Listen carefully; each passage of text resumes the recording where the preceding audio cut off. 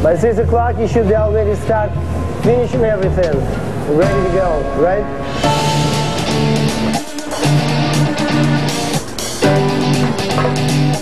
Nang matapos ni TJ ang mga manok, tinulungan na niya si Jude sa paghihiwa ng mga gulay. I see him all over the kitchen, so which means besides of just doing only his stuff, he's surprisingly kind of like start getting help some other people where he does not assigned whatsoever. I was impressed. Show you my way. Yes, I'll follow that. This one, you're not saving too much.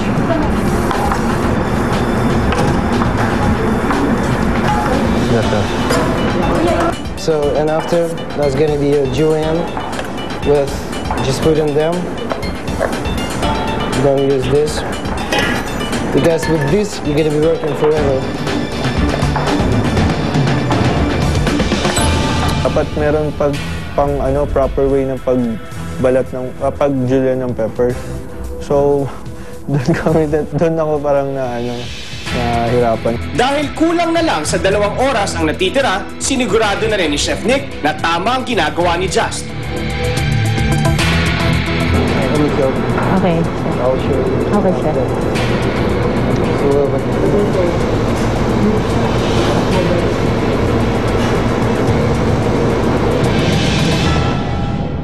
Aabot kaya ang mga cook sa service time? Si Jude, makahabol kaya?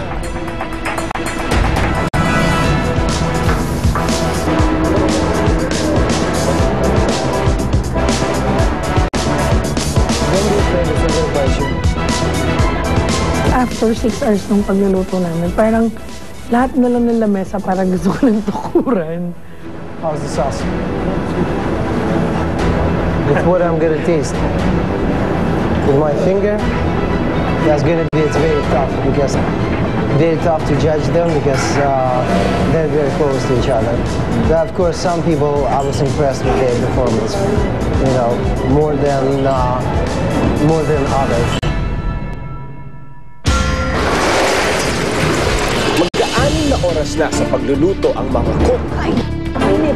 Mabigat. Lahat sila nananatiling palaban. Wala ni isa ang nagpapakita ng nararamdamang pagod. Okay na itong feed niya po. So yung sa Diamond Hotel, yung 6 hours, parang okay lang yung oras niya. Ang problema namin, yung pagkakaluto, kasi unang-una, hindi namin pa natitikman yung ganong dish na iluluto namin. Hindi namin alam kung paano namin i-execute. So yun yung doon kami kinakabahan. Sa init man o sa lamig, kayang magluto ng isang kitchen superstar. Eh paano kaya kung sa dilim? Okay guys, don't touch it, let it finish in 2 minutes. Is that for real?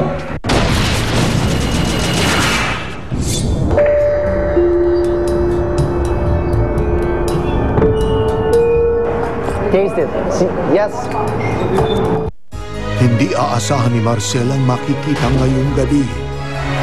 At nang muling mapagtuunan